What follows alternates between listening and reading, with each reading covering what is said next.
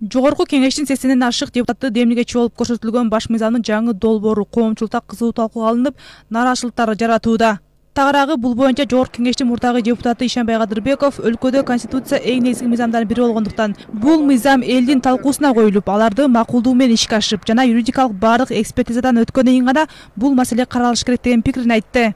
Ал эми Ишенбай Кадырбеков тилекке каршы бүгүнкү күндө бул жаңы конституциянын долбоорун элдин талкуусуна алып чыгып жатат. Бирок жаңы мыйзамдын долбооруна 28 октябрда мөөнөтү бүтүп калган депутаттар кол койгондугун эске салды. Анын айтымында, эгерде легитимсиз адамдар мыйзамды бузуп, бул конституциянын долбоорун алып чыгып жатса, анда келечекте ушул конституция кантип легитимдүү боло алат деген коркунучтуу чоң маселе жараларын коңгуроо кагат. Бул конституция эң негизги мыйзам болгондуктан кийин ошо элдин талкуусуна коюлуп, эл добуш берип аткандан кийин түшүнүп, ошого ынап, макул болгондон кийин юридикалык баардык экспертизадан өткөндөн кийин анан бул маселе каралыш керек деп бекеринен айтылган эмес. А бизде эмне болуп атат?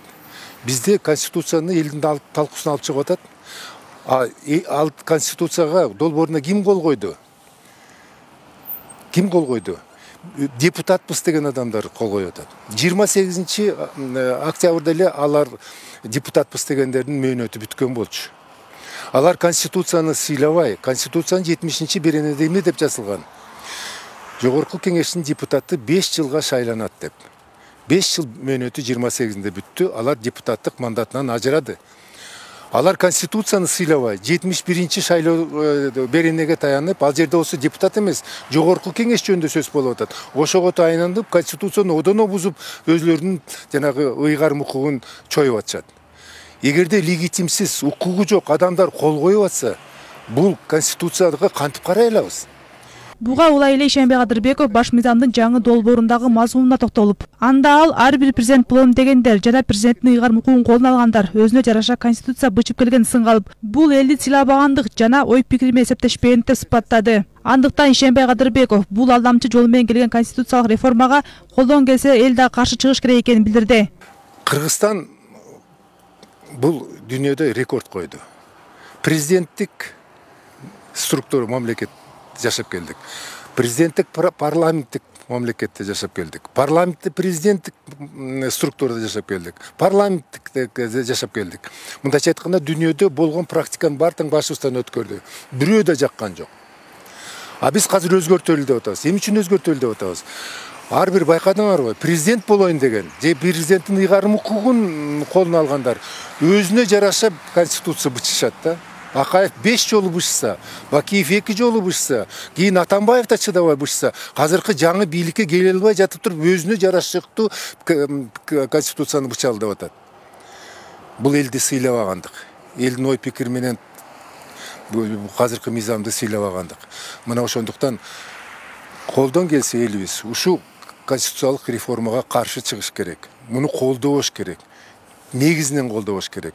Бул алдамчы жол менен келип аткан конституция болуп атат. Конституциялык палатанын мурдагы судьясы Кара Соронкулова баш мыйзамды эки гана субъект демегелей ала турганын, бири Жогорку кеңеш жана 300 000 шайлоочу экенин баса белгиледи. Андыктан Соронкулова дагы бул азыркы парламенттин мөөнөтү бүтүп легитимсиз экенин эске салып, бул баш мыйзамды кандайдыр бир саясий күчтөр депутаттарга таңуулап, коркутуулар болушу мүмкүн деген пикирде. Бирок Кара Соронкулова эртеге кечпей кийин бул маселе сөзсүз көтөрүлүп, легитимсиз Жогорку кеңеш демилгелеген жана депутаттар өз эрки менен эмес, аргасыздан кол койгонго макул болгон деген баш мыйзамдын тегерегинде чатак ырбай берерин билдирди. Баш мыйзамды эки субъект гана демилгелей алат. Бул Жогорку кеңеш жана 300 000 шайлоочу. Анан бул жерде Жогорку кеңештин 3төн 2си демилгелеп атат. Азыркы аракеттеги Жогорку кеңеш бул легитимсиз Жогорку кеңеш. 5 жыл конституцияда көрсөтүлгөн 5 жыл мөөнөтү бүткөн.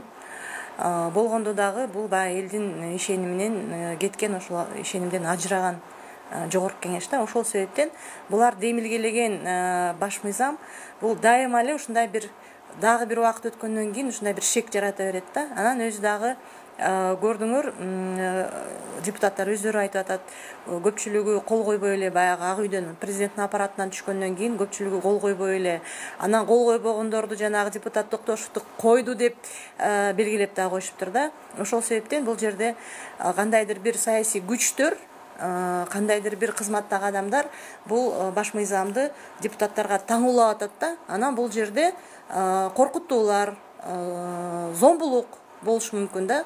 Эми баягы моралдык жактан зомбулук болушу мүмкүн. Эртеби кечпи бул маселе сөзсүз көтөрүлөт. Легитимсиз жогорку кеңеш демилгелеген, депутаттар өз эрки менен эмес аргасыз болгон, кол койгонго депчи.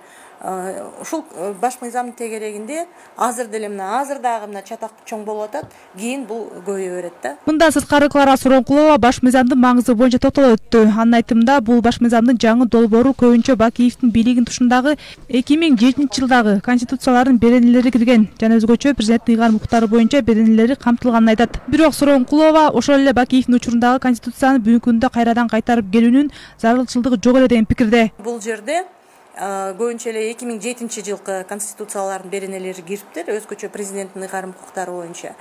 Анан андан дагы күчтүү да. Мисалы 2007 жылы мына Бакиев бийликти узурпация кылды, Бакиев авторитардык режимди түздү, кландык режимди түздү, ошол бийлигинен пайдаланып деп революция болбоду беле. Конституция күнөөкөр болуп чыкканда, эми ошол эле конституцияны биз кайра кайтарып келип атабыз. Бүт ошол 2007 жылдагы беренелердин баары кирип калыптыр, бирок андан дагы күчөтүп салыштыр президенттин бийлигинчи. Эми карап көрсөңөр, президент бүт колунда бүт бийлик бар да, аткаруучу бийлик, өкмөт деген түшүнүк деле жок экен. Өкмөттүн башчысы деп коюптур, бирок ал жерде бүт президент өзү дайындайт экен. Өкмөттүн мүчөлөрүнөн башка аткаруучу бийликтеги бул баягы бүт министерство, агентство, бүт баягы мамлекетти башкарып турган органдардын башчыларын баарын, орун басарлардын баарын президент дайындайт экен толугу менен. Андан башка жогорку кеңеш калыптанып келгенче президенттин чыгарган тескемелери бүт мыйзамдын күчүнө ээ болот экен. Демек президент мыйзам чыгарганга ээ болуп атат. Мындай нерсе Кыргызстанда эч качан болгон эмес. Бул баягы Казакстанда бар. Назарбаевдин учурунда кирген президент тескемелери мыйзамдын күчүнө ээ дегенчи. Анан ошондойду киргизип атышат дагы. Демек президентке мыйзам чыгаруучу укукту берип атат да, жогорку кеңештин функцияларын президентке өткөрүп берип атат. Андан башка бүт мына сот жагынан биз сот реформасы болсун, сотторго көз карандысыздыкты берели, өз алдынча иштесин деп атабыз. А бул жерде болсо бүт соттордун баарын президент дайындайт экен. Ал эмес соттордун төрагаларынын баарын президент дайындайт экен. Ал аларды кызматтан алат экен. Анан баягы соттордун ротациясы деген бар. Баш ийбеген сотторду мисалы Бишкекте иштеп атса Баткенге жиберип коет да. Ошонун баарын президент чечет экен.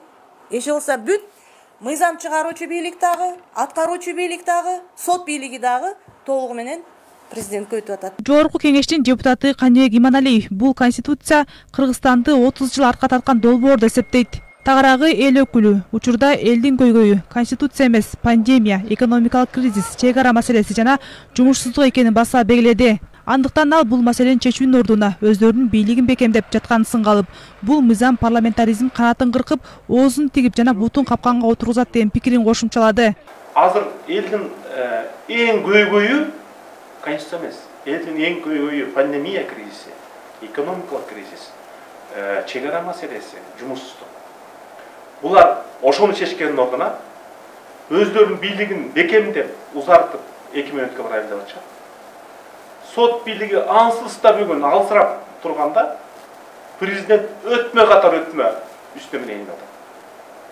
Үчүнчү, ансызда азыркы жогорку кеңеш өкмөт менен президент бирге электеле президенттен көз каранды. Эми таптакыр көз каранды болот. Бул парламентаризмдин канатын кыргып, оозун тигип, бутун капканга отургузат. Жогорку кеңештин деңгээли СССР учурундагы Райсоветтин деңгээлине чөкөт. Бүт аскери министрликтер президентке көз каранды болот.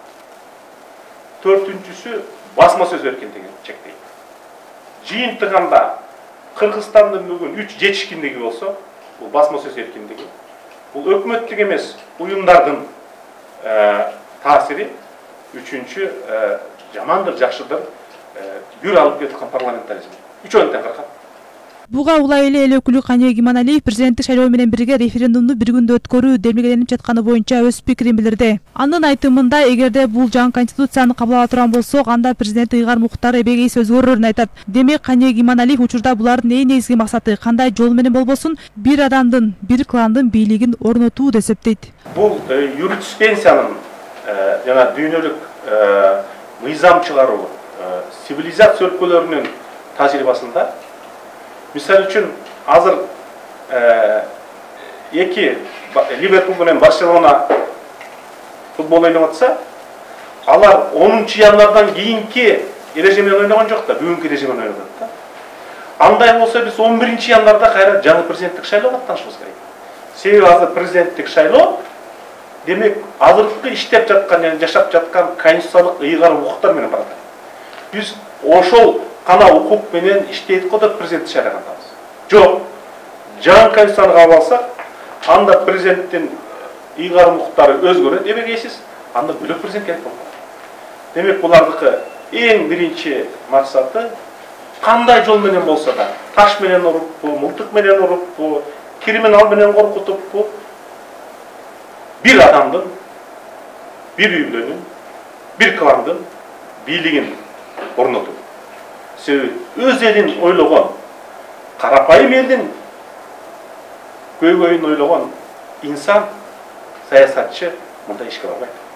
Мурдагы депутат жана президенттикке талапкер Садык Шернияз болсо, баш мыйзамдын жаңыдан сунушталган долбоору тууралуу өз пикирин айтып чыкты. Анын айтуусунда бул кадам 2010-жылы 7-апрелде кан төккөн 90 адамдын эмгегин тебелөө, тоталитаризмге бет алуу катары баалады. Бул деген таптакыр бардыгын президент өзүнө башкаруусунун алдына алат деген сөз. Бул деген толук президенттик диктатура, бул деген бир адамдын бардык бийлик үстүндө үстөмдүгү деген сөз. Сот боюнча таптакыр эчтеке жок. Сот ушул эле бойдон керек болсо ушудан жаман таризде иштейт. Демек биздин Кыргызстанда таптакыр акыйкат болбойт деген сөз. Демек биздин Кыргызстанда президент соттагы болот. Биздин президент мыйзам чыгаруу бийлигин да үстөмдүгүн алат. Бардык тарапта президент өйдө болот. Бул Туркменистандын конституциясынан ашып түштү. Бул деген биздин ушул эркиндикти алып келем. Ушул Кыргызстан алдыга жашасын. Ушул Кыргызстан демократия болсун деп нечендеген эмгектердин баарын жокко чыгаруу. Бул 90 баланын өлүмүн, аянтта каза болгон 90 баланын өлүмүн түздөн түз жок кылуу алардын. Алар өмүрүн Кыргызстандын келечеги үчүн, Кыргызстандын демократиясы үчүн, Кыргызстанда диктатура болбосун, тоталитаризм болбосун деп канын төгүшкөн. Биз абдан кейиштүүсү ошонун баарын жокко чыгарсак, анда мен таң калам, биз кайка барабыз Кыргызстан. Ал эми бул жаңы баш мыйзамга айрым депутаттар бул тизмеге кол койбогонун, парламенттик системаны колдой турганын айтып чыгышты. Алардын бири конституциянын жаңы долбоорун сунуш кылган депутаттардын катарына турган Атамекен фракциясынын депутаты Эмил Токтошев. Ал бул долбоорго автор эмес экенин айтып билдирүү жасады. Урматтуу мекендештер, мен кечинде Жогорку Кеңештин сайтына чыккан конституцияны өзгөртүү долбоору боюнча өз оюмду билдирип коюуну туура таптым. Ушул долбоорго автор болуп калганымды мен кечинде соцсеттерден окудум. Мурдагы күнү Жогорку Кеңеште бир топ депутаттар конституцияны өзгөртүү демилге тобуна кол топтоп жатышканын билдиришти. Мен парламентаризмди жактоочу катары ушул процесске катышуу ниетинде кол коюп бергенмин. Бирок кечээ Жогорку Кеңеште ушул топтун мүчөлөрүнөн мен долбоорду сураганымда мага даяр долбоорду көргөзүштү. Мен дароо эле макул эместигин айттым. Бул сөзүмдү ошол жерде турган депутаттар да тастыктайт. Мен ар дайым парламентаризмди жактап келгем жана ушул позициямда турам. Белгилей кетсек, 17-ноябрда Жогорку Кеңеш Кыргызстандын конституциясынын жаңы долбоорун коомдук талкууга чыгарды. Анда көрсөтүлгөнгө караганда баш мыйзамдын долбоорун референдумга алып чыгууга 80 депутат демилгечи болгон. Тагыраагы жаңы долбоорго президенттин кеңейтилген укуктары, мамлекеттик башкарууга элдик курултай деген жаңы институт киргизилген. Президент мамлекеттин башчысы болуп саналат жана аткаруу бийлигин жетектей тургандыгы көрсөтүлгөн. Ошондой эле президент мамлекеттин ички тышкы саясатынын негизги багыттарын аныктайт жана 5 жылга шайланат, бирок 2 мөөнөттөн ашык эмес. Ошондой эле өкмөттүн курамын жана түзүмүн өзү аныктайт. Өкмөттү башкаруу премьер-министр болгон президентке жана анын аппаратына жүктөлгөн. Мындан сырткары жогорку кеңештин тиешелүү жоболоруна өзгөртүү киргизилет. Ага ылайык 5 жылдык мөөнөт менен 90 депутатты шайлоо тууралуу сунуш киргизилген. Мында жогорку кеңештин депутаттарын шайлоо тартиби конституциялык мыйзам менен аныкталат.